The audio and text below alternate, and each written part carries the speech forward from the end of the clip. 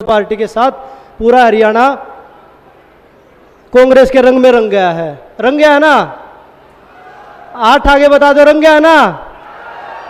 तो मैं देखो खिलाड़ी हूँ, देश के लिए भी खेला हूँ।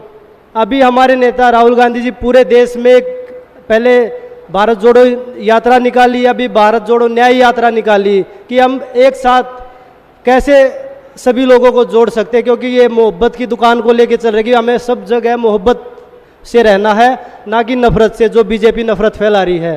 तो हम भी खिलाड़ी होने के नाते, जब खिलाड़ी थे तब हमारे ऊपर आरोप लगाया कि भाई आप लोग राजनीति कर रहे हो।